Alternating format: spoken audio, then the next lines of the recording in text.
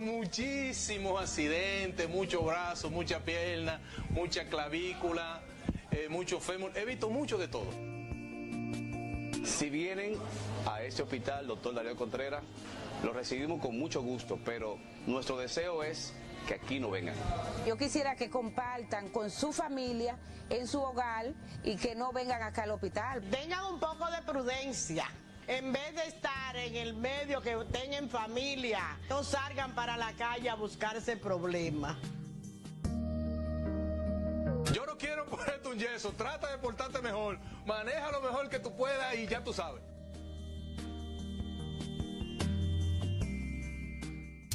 Importantes marcas y empresas han confiado en nuestros servicios. Publimicel, techos, tarimas, luces y efectos especiales. Publimicel para eventos a tiempo. 809-949-7275. Una empresa Alberto Mota Producciones. Publimicel. A continuación, Mi Familia.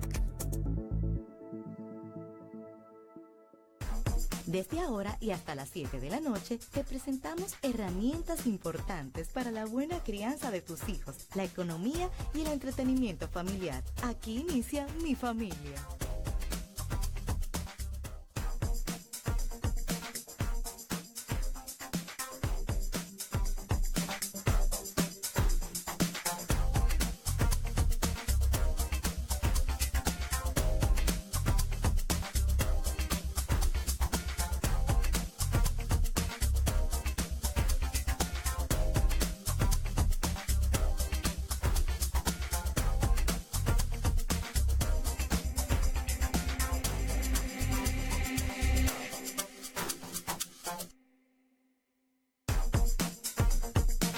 Buenas tardes, mi señores. familia, bienvenidos todos a su programa Mi Familia Radio, con ustedes Badir González. Ninosca Martínez, un placer estar con ustedes este lunes, muy especial. Así es, hoy es un día súper especial, tenemos con nosotros al doctor Carlos Muñiz. Así es. Él es neurólogo, epileptólogo y a propósito del Día Internacional de la Epilepsia, tenemos a un experto en la materia en el día de hoy, quien nos va a arrojar luz en el tema. Vamos a conocer desde el principio, vamos a ir desde lo básico, para que todos nuestros ciberoyentes entiendan qué es la epilepsia y vamos a ver entonces diferentes temas relacionados con la epilepsia. Doctor, bienvenido. Bienvenido. Buenas tardes.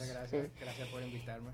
De verdad, como hablábamos anteriormente, en el país hay muchos tabúes, en el país hay mucho desconocimiento de lo que es la epilepsia, de las personas que la padecen. Muchas veces la catalogan, la discriminan. Entonces, para arrojar un poquito de luz, está aquí el doctor para que nos hable de por qué muchas veces son múltiples causas.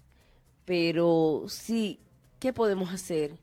¿Cómo nosotros podemos ayudar para que haya una concientización de la importancia de tu poder ver cuando una persona está pasando por un proceso convulsivo y cómo puedes ayudarla? Así es. Doctor, nos gustaría comenzar desde cero. Vamos a definir, para que se entienda, qué es la epilepsia, por favor.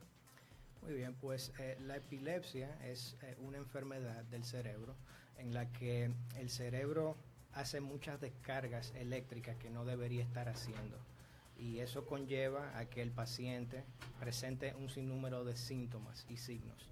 Esencialmente, cualquier cosa que puede ser producido por el cerebro se puede, de forma normal, también puede ser producido de forma anormal cuando una persona tiene epilepsia.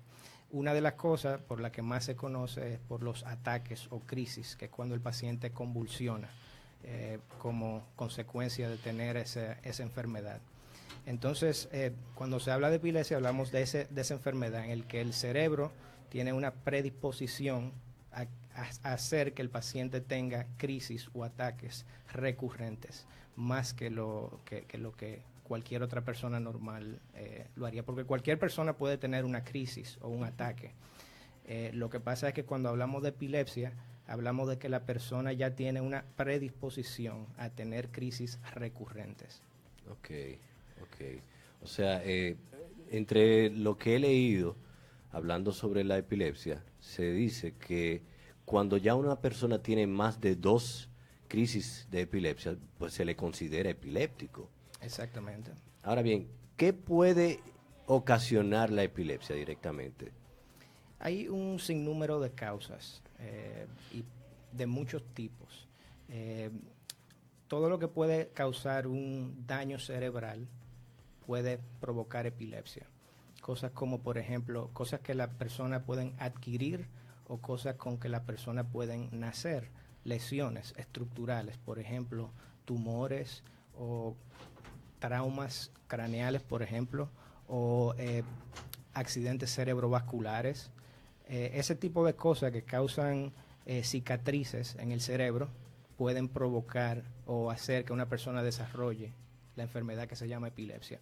Pero también la gran mayoría de pacientes que sufren de epilepsia tiene realmente una predisposición genética a tenerla, aunque no sea un gen específico que se haya identificado, pero por muchos factores o por condiciones genéticas multifactoriales, aproximadamente 2/3 partes de los pacientes con epilepsia son en esa categoría. O sea que no es con algo identificable en el cerebro, una lesión, una cicatriz o algo así, sino que nacen con una predisposición a desarrollar la enfermedad. Yo de verdad, hay muchísimas preguntas. Primeramente, después que la persona sufre esas 2 convulsiones, ¿cómo comienza a manejarse su cerebro? ¿Cómo vienen los cambios en esa persona? Antes de, como empezamos desde cero, Sí. para aclarar un poquito lo del diagnóstico, la definición, uno establece el diagnóstico de epilepsia cuando hay 2 crisis o 2 ataques o más, ¿verdad? Y que no tienen un factor que se puede llamar provocador o provocante. O sea, uno no encuentra ninguna cosa que lo podría causar. Porque Una fiebre, por ejemplo. si uno estresa a cualquier persona lo suficiente, esa persona puede tener una crisis. Si tiene una infección muy mala, si por ejemplo es una persona alcohólica que deja de tomar alcohol súbitamente, puede tener ataques epilépticos. Y así hay muchos factores que provocan, ¿verdad? Pero cuando una persona tiene epilepsia es porque tiene 2 crisis que uno no puede encontrar, el médico no puede encontrar una causa o decir, esta crisis sucedieron por X o Y, sino que no hay ningún factor. Entonces se habla de 2 o más, pero eso es cuando hace hace las pruebas de diagnóstico, que usualmente se requiere para uno establecer un buen diagnóstico, un electroencefalograma y una resonancia magnética nuclear. Y si esas 2 pruebas no arrojan ninguna información sobre lo que podría haber causado las crisis, entonces ahí es que uno toma el 2 o más crisis. Pero si el electroencefalograma, por ejemplo, arroja datos de que la persona tiene epilepsia, y eso lo que uno ve en esa prueba que se llama el electroencefalograma, es que le ponen electrodos en el cráneo a las personas y uno estudia la actividad eléctrica. Nosotros los epileptólogos somos electricistas del cerebro, básicamente. El cerebro es un órgano eléctrico y cuando hay un problema de electricidad en el cerebro, entonces eso es lo que produce epilepsia. Entonces cuando el electroencefalograma uno ve indicios de que hay algo que indique que la persona tiene epilepsia, entonces ya no se necesitan 2 o más, sino que una ya es suficiente para uno establecer un diagnóstico. Igual con la resonancia magnética nuclear. Si la resonancia muestra alguna lesión, entonces uno no tiene que esperar que sucedan 2 o más para empezar el tratamiento. Perfecto. Okay. Muy bien. Y la pregunta... Está bien. Pero con relación a tu pregunta, Ninoska, ella lo que quiere saber es cómo el cerebro, ya luego de que han habido esas crisis epilepsias, ¿cuál es la dinámica? ¿Cómo se comporta el cerebro luego de ya estar diagnosticado, si se quiere? Sí, ¿cómo puede cambiar en un niño, en un adulto? ¿Cómo? Pues depende de varias cosas. Número 1, el tiempo en que una persona epiléptica dure teniendo crisis que no se controlen por medicamentos. Si la duración de la epilepsia que no está controlada es mucha, a mayor esa exposición, entonces más daño se crea en el cerebro. Porque se puede crear un ciclo vicioso, ¿verdad? Mientras más crisis sin control un paciente tenga, entonces el cerebro puede tener más daño. Pero hay que dividir, ¿verdad? Y estratificar el tipo de daño. Cuando es, por ejemplo, una persona que tiene una epilepsia genética, o que uno piensa, ¿verdad? Porque uno no tenemos datos específicos en la mayoría de casos de epilepsia genética. Pero esa persona muchas veces la mayoría de veces tiene toda su vida con epilepsia y responden tan bien a los medicamentos, esos pacientes, que realmente no se acumula mucho daño a la larga. Pero hay otros casos, por ejemplo, en que una persona tiene, por ejemplo, lo que llamamos un tipo de epilepsia que afecta el lóbulo temporal y tiene muchas crisis que no se controlan. Esa persona empieza, es como una chispa, ¿verdad? Si esa chispa, una bujía que está disparando en el cerebro, no se controla, entonces esa chispa empieza a hacer que otra parte del cerebro se enciendan y también empiecen a tener chispa, ¿verdad? Y a generar descargas eléctricas anormales. Entonces eso es lo que va pasando, que se van sembrando esos puntos anormales en el cerebro a la larga, y así es como una de las formas en que se puede perpetuar la enfermedad. Pero también hay cambios cognitivos, o sea, del coeficiente intelectual de la persona o de la forma de pensar de la persona. También hay cambios en el sustrato cerebral que causa depresión. En 30% de los pacientes, por lo menos, que tienen epilepsia sufren de depresión y de ansiedad. Y eso es por los cambios que la enfermedad per se y también la falta de control de las crisis pueden causar ese tipo de cambios, ¿verdad? Que predispongan a enfermedades como depresión, como ansiedad. Trastornos del sueño son muy comunes en pacientes con epilepsia. Entonces, esa es una serie de cosas que hacen cambios en el cerebro que una persona con epilepsia puede tener durante la vida. Bueno, es un tema que definitivamente necesita apoyo, porque hasta cierto punto hay mucho desconocimiento en la población. Cuando, por ejemplo, un padre se encuentra con el diagnóstico de un hijo con epilepsia, en nuestro país sabemos que, por experiencia propia, que es un tema en donde tú lo primero que piensas es ir a la internet a buscar información, porque de manera inmediata no tienes a mano, quizás en el mismo centro médico donde le dan asistencia. La primera asistencia después de una crisis. También no hay una continuidad con un especialista que te pueda arrojar esos principios básicos que se necesitan ante un diagnóstico nuevo. Vamos a hacer una primera pausa, doctor, y vamos a seguir luego de la pausa con el tema. Ya regresamos.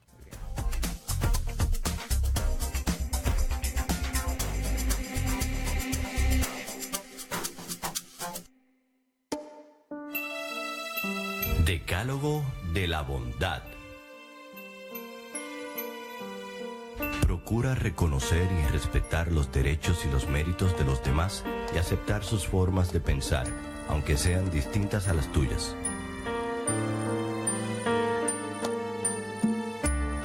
Trata a los demás con el mismo respeto y cariño con el que te gustaría que te tratasen a ti. Procura ser complaciente con los que te rodean cuando te piden un favor o solicitan tu ayuda. Utiliza palabras como gracias, perdón, por favor, que te facilitarán y harán más agradable tu relación con los demás. Intenta ver en cada persona lo mejor de ella. Seguro que lo encontrarás y te sorprenderá. Acostúmbrate a expresar tus mejores sentimientos, no los reprimas. Trata a los demás con la naturalidad y alegría y el afecto que espontáneamente salgan de ti. Acostúmbrate a sonreír, muéstrate solidario, optimista y colaborador con las personas con las que convives. Piensa que si todos tratamos de dar lo mejor de nosotros mismos, todos seremos mucho más felices. Decálogo de la bondad.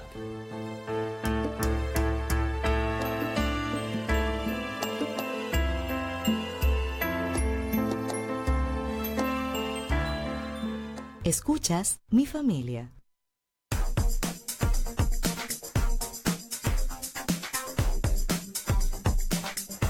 Muy bien, seguimos aquí en Mi Familia Radio en el día de hoy, Día Internacional de la Epilepsia, que se conmemora el segundo lunes de febrero.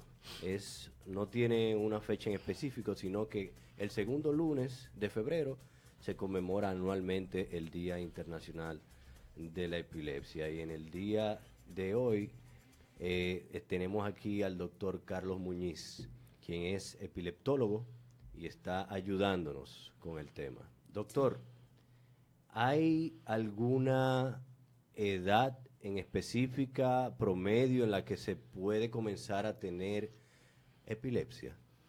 Sí, sobre la epidemiología de la epilepsia, ¿verdad? Se habla de que hay 2 picos de edad en donde una persona tiene más probabilidad de presentar con epilepsia, y eso es en los años muy tempranos, o sea, desde el nacimiento hasta los primeros años de vida, y en las personas mayores, luego de los 65 años.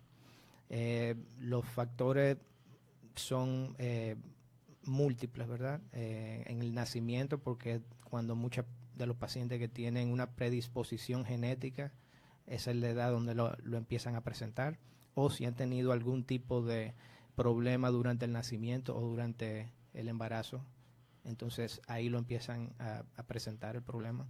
Y en pacientes envejecientes, porque ya van acumulando daños por muchas causas. Personas que han tenido, por ejemplo, accidentes cerebrovasculares, o que tienen toda una vida sufriendo, por ejemplo, de hipertensión incontrolada o problemas de diabetes, van acumulando daños cerebrales, pequeñas cicatrices que eventualmente en un número de personas se pueden convertir en un problema que lleva a la epilepsia. O sea que 2 grupos de edad. No es que a una persona ¿verdad?, adulta, joven o adulto, no le dé, sino hay un número importante de adultos que pueden presentar epilepsia de nuevo, pero la mayoría son en esos 2 grupos de edades. En cuanto a los niños, la epilepsia, los niños van cambiando mucho, ¿verdad?, durante el desarrollo. Y en las diferentes edades de la infancia y de la niñez y de la adolescencia se pueden ir presentando también diferentes tipos de síndromes de epilepsia, porque la epilepsia es como una sombrilla, ¿verdad? Un término sombrilla que conlleva muchísimos otros subtipos de epilepsia. Okay. Entonces, en la niñez y en la adolescencia, como hay tantos cambios en el desarrollo, se pueden presentar diferentes tipos de síndrome de epilepsia dependiendo de la edad. Okay. Yo, por ejemplo, nosotros que tenemos un bebé con epiléptico, nosotros, por ejemplo, él tiene crisis de ausencia, que yo le decía que no eran ataques, pero cuando nosotros pues yo he estado llevándolo al médico, a la neuróloga, hay tantos tipos de formas de epilepsia.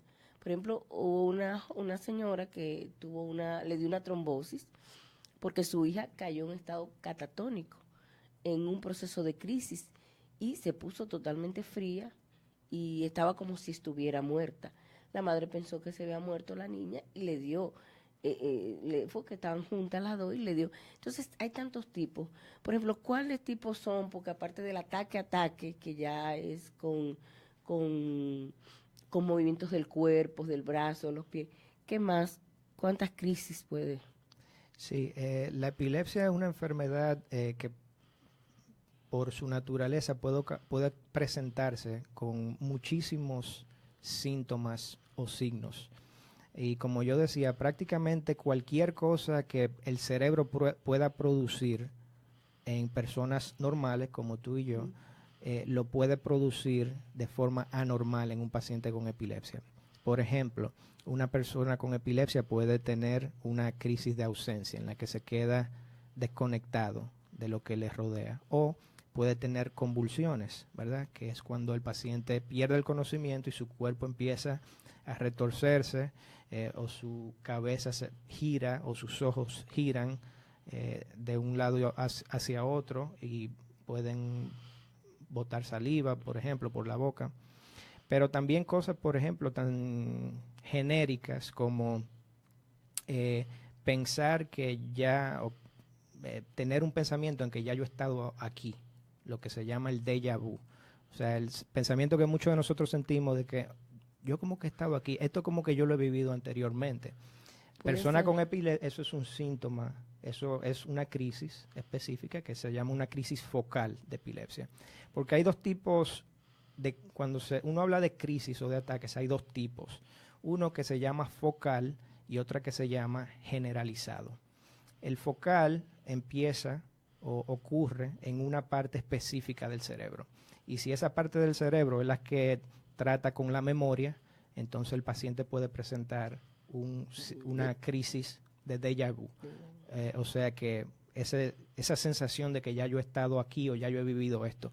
Claro, una persona con epilepsia no es normal porque lo tienen más frecuente que una persona normal, pero también más intenso y de mucho más duración.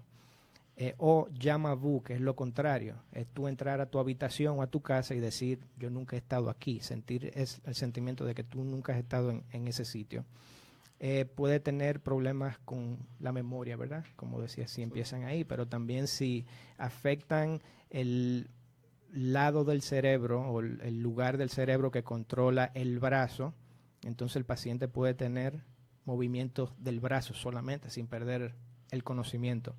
O si empieza en la parte del cerebro que controla la sensación de un lado del cuerpo, el paciente puede tener sensaciones anormales. O si empieza en la parte del cerebro que controla la vista, entonces el paciente puede ver estrellitas de colores o visiones de muchos colores, incluso alucinaciones. O sea que cualquier cosa que el cerebro es capaz de generar, si la persona tiene un foco de epilepsia en ese sitio que la genera, puede generar anormalmente crisis o síntomas de epilepsia. Este proceso de, por ejemplo, de la falta de que se va,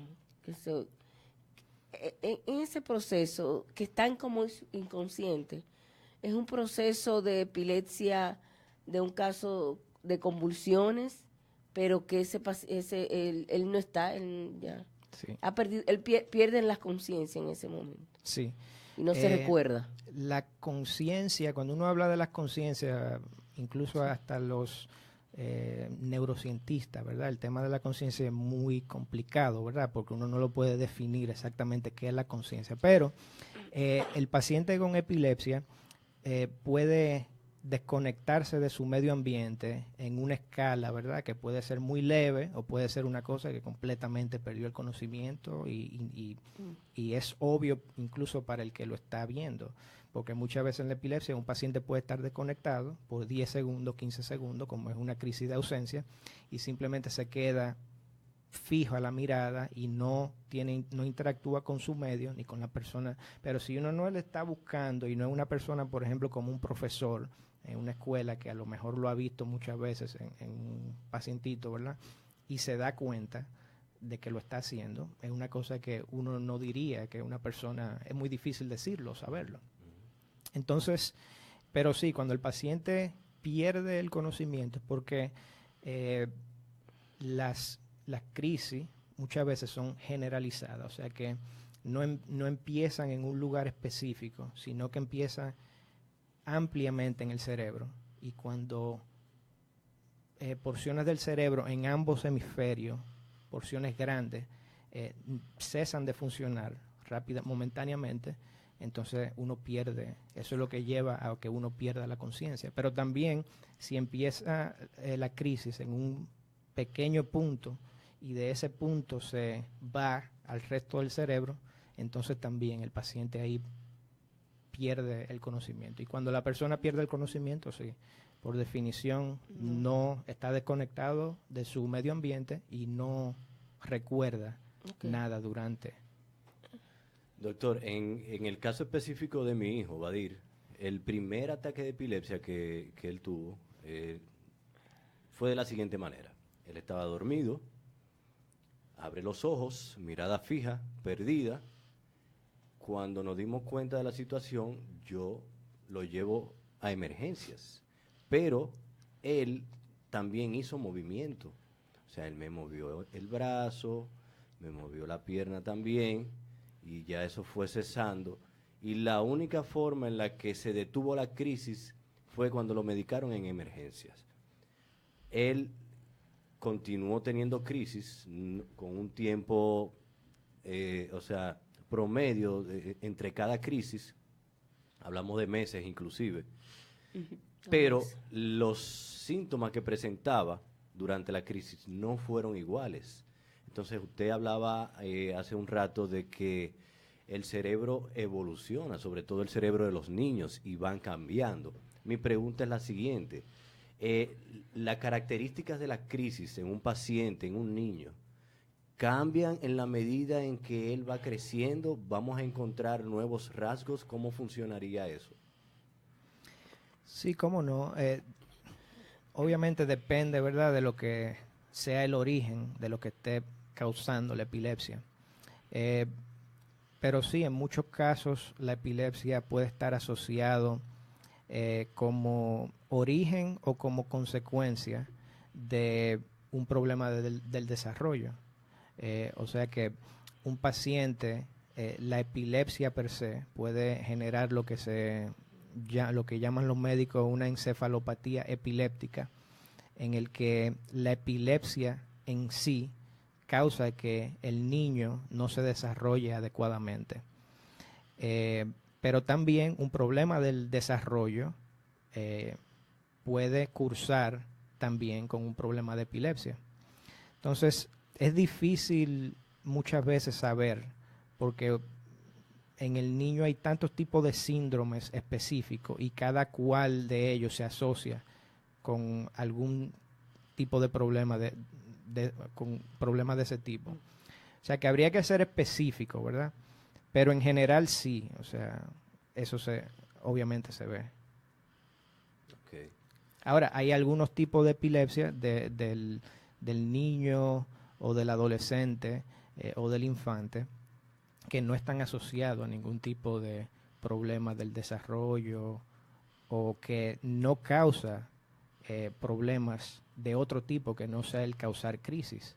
Por ejemplo, la epilepsia mioclónica juvenil, que es un tipo de síndrome epiléptico que empieza a ocurrir a los adolescentes, no está asociado con trastornos cognitivos o con trastornos del desarrollo. Ni siquiera la epilepsia de ausencia tampoco está asociada a ninguna otra cosa que no sea solamente directamente relacionado con causar crisis. Okay. ¿Cuál sería la relación del tiempo que dura la crisis en el paciente? O sea, sabemos que la epilepsia es una sombrilla, como usted decía, donde debajo de ella hay diferentes tipificaciones. ¿Está relacionada la tipificación o la clasificación de la epilepsia con el tiempo que dura la crisis en el paciente? Hay algunos síndromes de epilepsia que están asociados a tener crisis prolongadas y hay algunos síndromes de epilepsia que por igual forma están asociados a crisis epilépticas cortas. También una cosa es la duración, pero otra cosa es la frecuencia también. Hay algunos que están relacionados con con crisis menos frecuentes y otras con crisis más frecuentes. Por ejemplo, la epilepsia de ausencia es una epilepsia que se caracteriza por tener crisis cortas, que usualmente duran 10 segundos, 15 segundos, donde el paciente sencillamente se desconecta y se queda mirando en blanco, ¿verdad? Pero puede tener de esas cientos por día, más de 100 crisis por día, ¿verdad? Si no está controlado con medicamentos. Y ese número de crisis, aunque son muchísimas, no causa daño cerebral, por ejemplo, no está asociado con daño cerebral. O sea que el paciente se pone en tratamiento y se controla, ¿verdad? Incluso en sus años de adolescencia ese tipo de epilepsia se puede volver en una persona normal. Desaparecer, sí. Y por otro lado, hay otros síndromes de epilepsia que son un poco más malignos y que causan crisis mucho más prolongadas, que pueden poner al paciente en un estado epiléptico. O sea que hay que intervenirlo en una emergencia y poner medicamentos especiales intravenosos para abortar la crisis, porque pueden ser muy prolongadas. Y esa crisis prolongada también pueden causar daño y se convierten en ese ciclo vicioso de que a mayor crisis y a mayor duración de las crisis, más daño se puede crear en el cerebro. Ok. Cuando hablamos usted hablaba de esta sombrilla, que hay muchas tipificaciones. A veces muchas madres y muchos padres, su hijo es epiléptico y no lo sabe porque no ve los síntomas.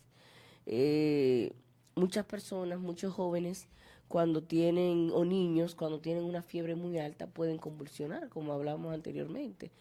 Pero yo tengo una amiga que en su adolescencia tuvo un proceso de convulsiones muy frecuente, pero ella me dice que era un fuerte estrés y ella sufría crisis de ausencia, pero no fue diagnosticada con la epilepsia en sí. Perfecto. La epilepsia es una enfermedad que su diagnóstico es clave, hacer un buen diagnóstico de la epilepsia. ¿Por qué? Porque, como mencioné, cualquier evento que el cerebro puede producir normalmente, también lo puede producir anormalmente en una persona que tenga epilepsia. Lo cual dice que es muy difícil hacer el diagnóstico, ¿verdad?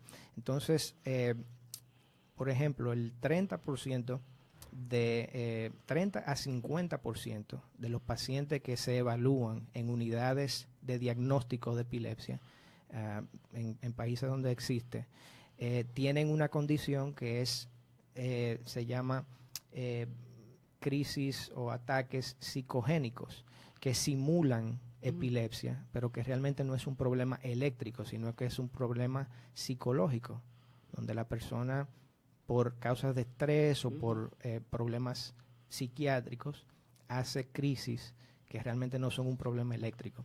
Entonces, cosas así de sencillas, si uno no tiene los métodos apropiados para hacer el diagnóstico, que eso sería un electroencefalograma con video, donde uno graba a la persona haciendo crisis, ¿verdad? Lo graba la actividad cerebral y también lo graba por video. Y entonces así uno puede llegar a un diagnóstico adecuado, porque muchas personas no tienen epilepsia, pero presentan crisis que parecen ser epilépticas y están tomando tratamiento cuando no es necesario, y duran muchos años de su vida tomando tratamiento sin necesidad. Y asimismo muchas personas que no tienen un diagnóstico adecuado, ya sea diagnóstico de epilepsia per se o diagnóstico del síndrome de epilepsia específico, que se puede beneficiar de tratamientos específicos para ese tipo de epilepsia, pero que al no tener un diagnóstico adecuado, entonces la persona, ¿verdad?, es en detrimento a la persona. Entonces, llegar al diagnóstico de epilepsia es un proceso complejo, pero que una persona que tenga entrenamiento, como son la mayoría de los neurólogos, pueden llegar a un diagnóstico en la mayoría de los casos. Y cuando es necesario un diagnóstico, un diagnóstico más específico, entonces la capacidad de referir a un centro de epilepsia donde se haga, ¿verdad?, grabaciones 24, 48, 72 horas, muchas veces hasta una semana, se puede admitir a un paciente a una unidad de epilepsia, grabándola con video y con electroencefalograma para ver las crisis, analizarlas y ver realmente qué diagnóstico tiene de epilepsia. Wow. Okay. Sí, tenemos que hacer una pausa bien breve. Muy interesante todo lo que estamos tratando de la epilepsia. En el Día Internacional de la Epilepsia tenemos aquí al doctor neurólogo, epileptólogo, Carlos Muñiz. Gracias por estar con nosotros. Ya volvemos.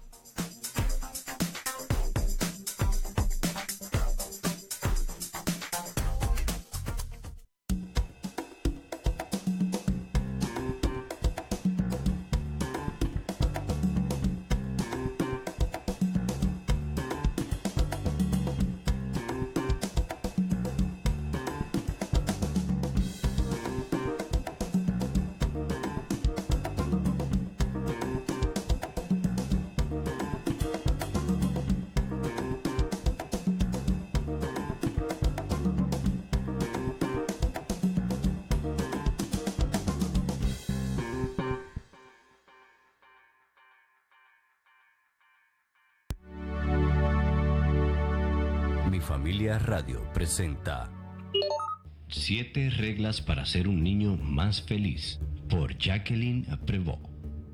Despiértalo y acuéstalo con un beso. Abrázalo cuando menos lo espere y cuando más lo necesite. Agáchate y ponte a su nivel cuando quieras decirle algo. Escúchalo cuando te hable y cuando no también. No todo lo que te quiere decir saldrá de sus palabras. Escucha su corazón y su alma. Tú eres un adulto y tu hijo es un niño, así que acéptalo, respétalo y ámalo por lo que es y no por lo que tú quieres que sea. No grites, no insultes, no compares, no le pegues, pero nunca dejes de poner límites. Los límites son el secreto de una infancia feliz y una adolescencia saludable. Ámalo sobre todas las cosas que te gustan y no te gustan de él. Ámalo siempre.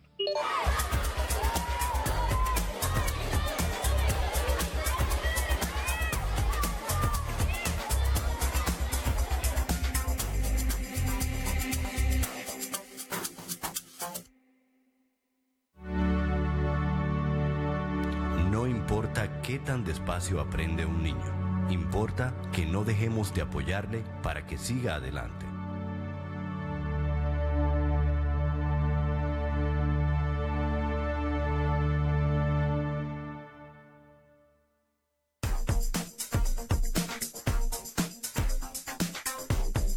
Bien, gracias por seguir con nosotros en Mi Familia Radio. Recuerden que nos pueden seguir en las redes sociales. Estamos en Facebook y en Instagram como Mi Familia Radio, con espacio y todo juntito. Todo juntito. Mi Familia Radio. También pueden ver los programas, las repeticiones de nuestros programas, promociones en nuestro canal de YouTube como Mi Familia Radio. Doctor, para un paciente con epilepsia, ¿cuál en un momento de crisis de epilepsia, las personas que les rodean, cuál es la medida que deben de tomar? Como los primeros auxilios. Durante la crisis de epilepsia, ¿qué debe de hacer aquella persona que ve a un paciente? Muy buena pregunta. Lo más importante, ¿verdad?, es mantener la calma. Puede ser una cosa impresionante para cualquiera que nunca ha visto una crisis convulsiva o no convulsiva. Puede ser una cosa impresionante, ¿verdad? Pero mantener la calma, bajar al paciente al suelo, ponerlo de lado en el suelo, agarrándolo, moviendo un poquito la cabeza, ¿verdad?, hacia el lado, para que si tiene que botar saliva no la aspire, sino que la pueda salir.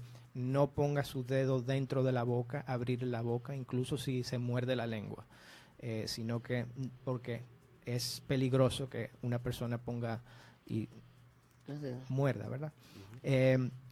Pero entonces, la mayoría, el 80% de las crisis convulsivas paran a los 3 minutos. Pero ya si empiezan a durar más de 3 minutos, ahí ya entonces uno debería llamar a la ambulancia o irse preparando a trasladar el paciente a una unidad de emergencia. Porque lo que sucede es que cuando las crisis duran más de 5 minutos, entonces tienen más probabilidad de convertirse en un estado epiléptico, lo que significa que es un tipo de crisis que dura mucho y que solamente se puede tratar con medicamentos endovenosos. O sea que si ya la crisis va durando más de 3 minutos y no ha parado, hay que ir pensando, y si a los 5 minutos todavía el paciente está convulsionando, tiene que ya estar la ambulancia de camino o el paciente de camino a la unidad de emergencia. Y realmente esas son las cosas más importantes a saber. Hay algunas personas, especialmente pacientes pediátricos, que los padres pueden estar entrenados en cómo darle un medicamento de rescate, como son las benzodiazepinas. Y esas son las cosas son cosas sencillas, ¿verdad? Pero mantener la calma y saber cuándo hay que llamar a una emergencia o cuándo. Y la otra cosa importante es que aunque la crisis pare antes de 5 minutos, si la persona no está de vuelta a como estuvo antes de la crisis, o si empieza a tener crisis consecutivas, entonces esa es otra razón por la que hay que llamar a una ambulancia o llevar al paciente a una sala de emergencias. Sala de emergencias. En algunas crisis las personas tienden a vomitar y a defecar. ¿Esto es síntoma de que están ya unas crisis totalmente, todo el cuerpo? Todo? Sí, exacto. Eso es indicación de que la crisis es generalizada y que como el cerebro, digamos que se apagó por un momento, los esfínteres de su control intestinal dejan de funcionar también momentáneamente y pueden expulsar materia fecal o vómito por esa razón. Okay.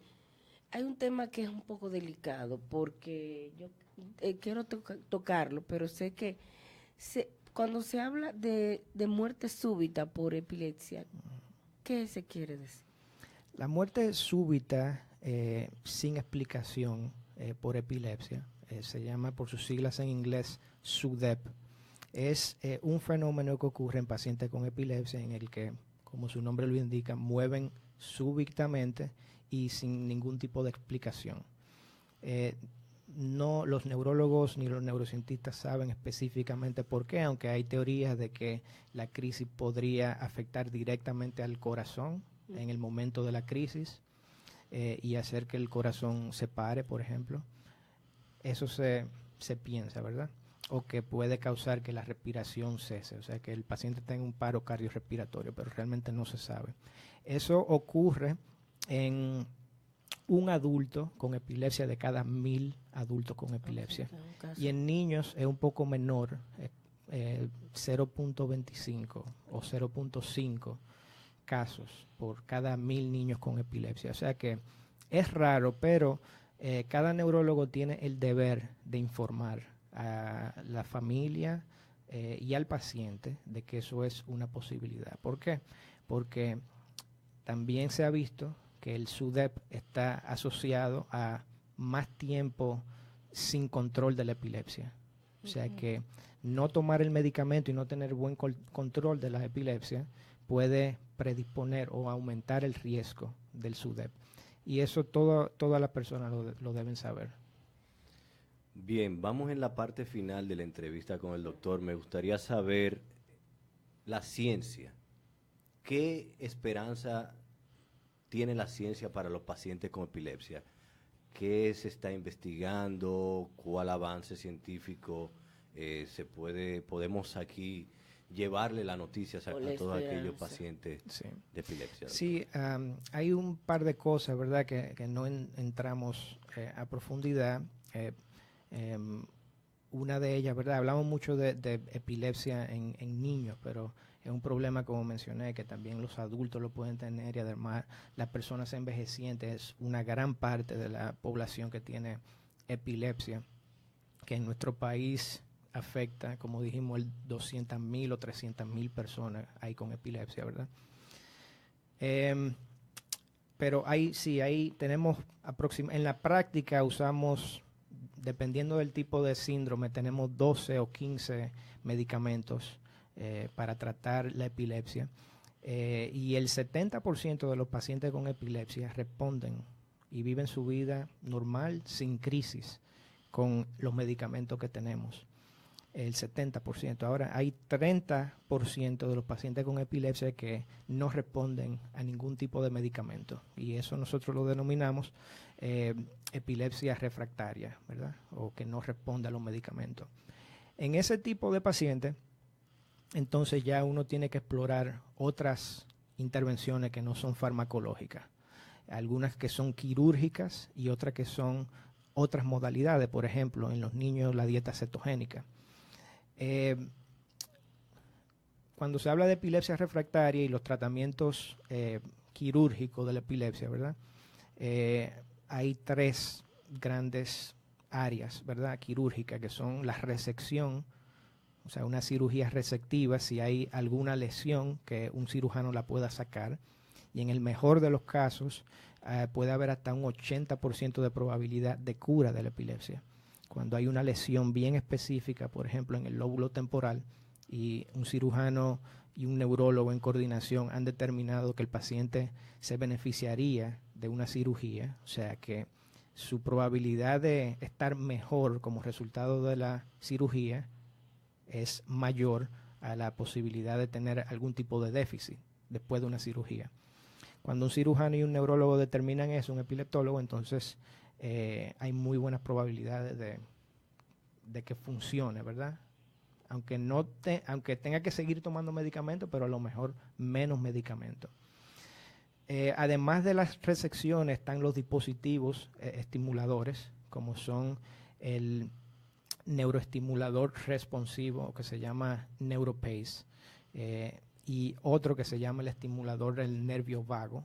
Son 2 tipos de estimuladores, uno que aquí hay un nervio que se llama el nervio vago.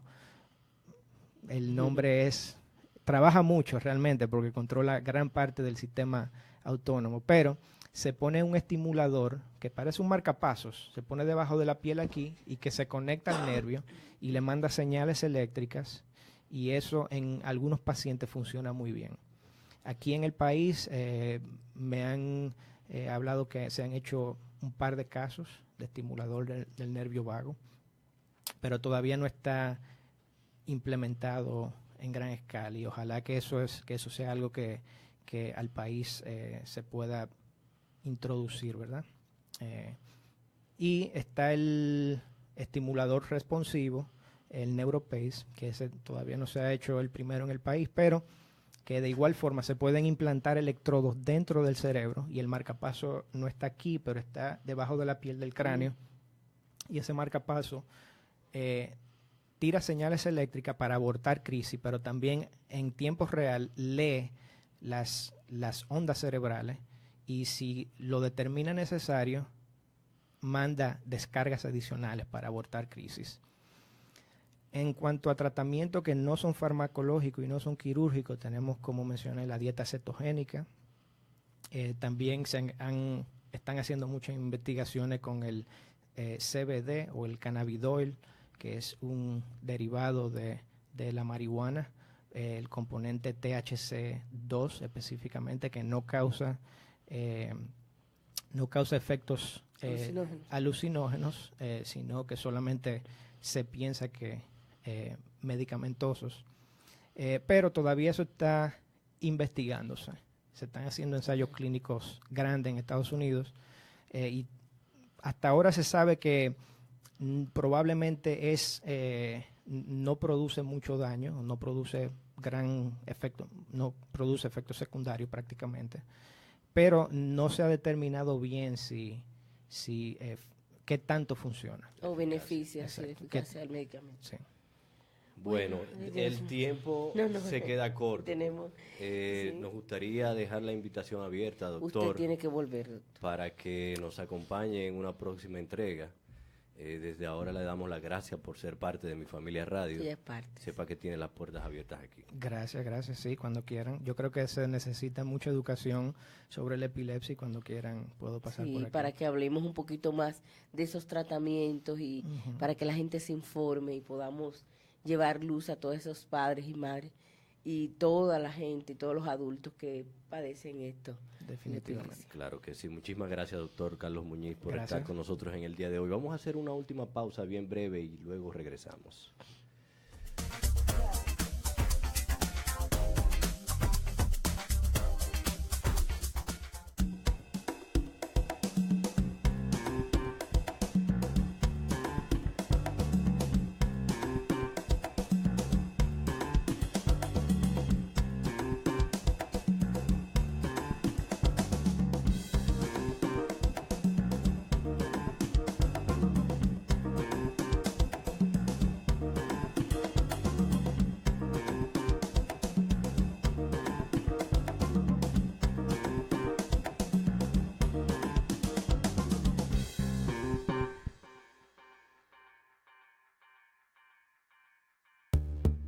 Mi Familia Radio presenta Padres de hoy.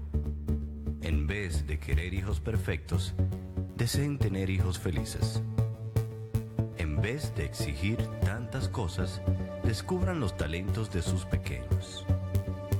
En vez de gritar, expliquen lo que no está bien hecho. En vez de dar falsas ilusiones, hagan que la realidad sea más divertida.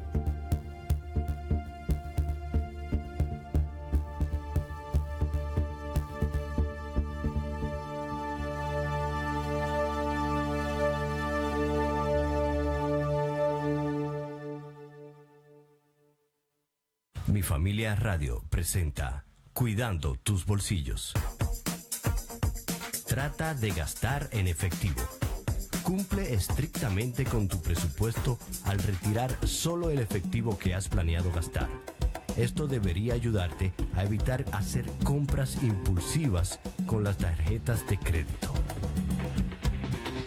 Haz una lista y apégate a ella. Ir de compras por impulso suele ser una receta para hacer gastos excesivos. Piensa cuidadosamente sobre lo que quieres obtener y para quién. Luego asegúrate de apegarte a ello. Primero, compara.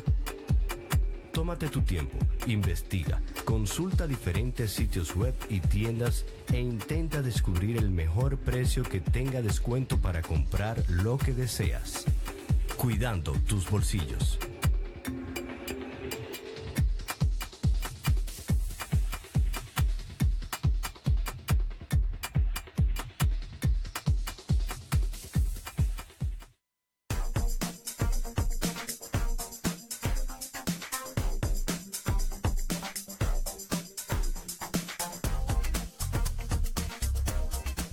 Muy bien, recuerden que nos pueden seguir en las redes sociales, Facebook, Instagram, Mi Familia Radio.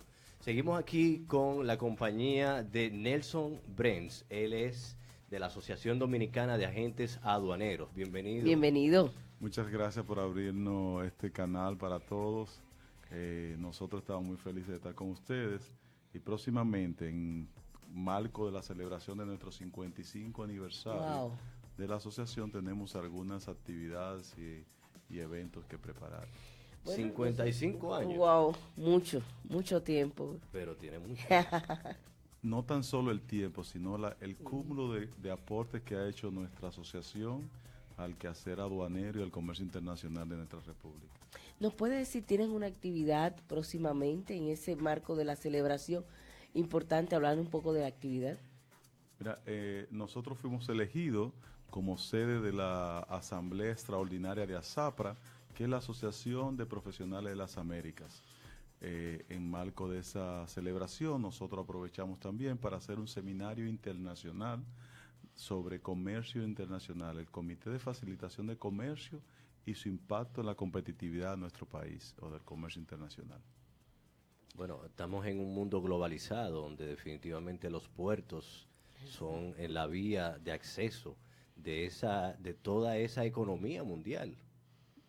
Sí, realmente principalmente está el tiempo perfecto para el comercio internacional, pues este año fue elegido por el señor presidente como el año de la promoción de las exportaciones, y en todo el sector que tiene que ver con el comercio internacional, la competitividad, los puertos, las figuras que están liderando el sector están muy interesados en el desarrollo del comercio internacional de nuestro país.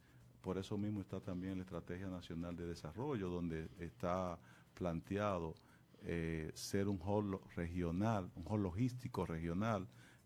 Para eso el presidente Danilo Medina ha emitido varios decretos promocionando diferentes sectores, como son los centros logísticos, como es el Consejo de Competitividad, lo terminó de formar, que no tenía algunos miembros designados, y el Consejo Nacional de Desarrollo también para promover las exportaciones. Ok. Tienen una actividad en Punta Cana. ¿Puedes hablar un poco de qué se trata, invitar a la población para que... Mira, en marco del decreto 431-17, que conforma el Comité Nacional de Facilitación del Comercio, en el cual la Asociación Dominicana de Agentes de Aduana forma parte como órgano consultivo, nosotros, para que todos los actores que tienen que intervenir en el comercio internacional y que están radicados en ese decreto, tengan el conocimiento y se abra un diálogo, tanto público como privado, hemos traído una serie de expertos internacionales y nacionales para que conformen y se vea la estrategia global de cuáles son las funciones y qué tan importante es este comité. Por eso vamos a hacer ese seminario en Hard Rock Punta Cana el día 23 de febrero, desde las 9 de la mañana hasta las 6 de la tarde. Vamos a contar con 10 expertos internacionales en diferentes áreas del comercio internacional, pero todo aplicado principalmente al área de los puertos y las aduanas. Nos engalana la visita del presidente del Consejo de la OMA. Es el presidente del consejo que está formado por todos los directores de aduana mundiales, que son los que conforman la OMA, y él es el que preside ese consejo. También es el director de la aduana de Uruguay, conforme a esa invitación y esa participación de él, la Dirección General de Aduanas, que está realizando este evento en conjunto con nosotros, un hito un poco trascendente, pues es muy poco ver dos instituciones del sector público y sector privado trabajando de la mano conjuntamente para la capacitación y el fomento del conocimiento de todos los actores que intervienen en la vida del comercio internacional. Bueno, señores, Arroz Café, 23 de febrero, no se pueden perder esta actividad. Principalmente queríamos también decir, otro de los puntos importantes es que dentro de la facilitación del comercio está la figura del OEA, está la figura del BUCE, la ventanilla única. Estamos trayendo expertos en esas áreas también, y hemos hecho un acuerdo con la aduana donde la próxima entrega de certificaciones OEA, que se le va a radicar a 20 empresas aproximadamente, se realizará también en marco de ese evento. Es decir, que hemos tenido un gran apoyo, puesto que tanto nosotros como la actual autoridad de la Dirección de Aduana estamos trabajando en transformar el comercio internacional, en hacerlo más transparente, en abrir los canales de que si hay algunas diferencias, si hay algún tipo de concepto diferente, haya comunicación, que todos los problemas de los puertos, todos los problemas de las aduanas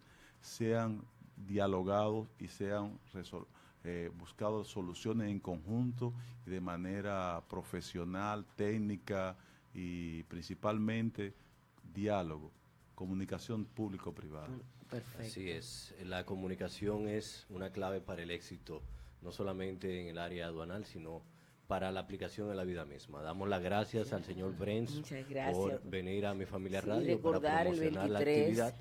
23 de febrero en Arroz Café. ¿Algún número de contacto para los interesados? Pueden seguirnos, pueden buscar en las redes sociales de ADA-RD, tanto en Instagram, Facebook como Twitter, y en la página también de ADA-RD, y ahí verán todos los datos, verán los perfiles de los expositores que estamos teniendo, el preprograma que está puesto para todo el interesado y todo el quehacer del comercio internacional. Muy bien, bueno, muchísimas gracias por estar con nosotros en el día de hoy. Ha sido todo por el día de hoy. Y recordar la frase, el Día Internacional de la Epilepsia. Epilepsia soy yo. Badir González, que tenga muy buena noche, mi Minosca familia. Martínez, bye.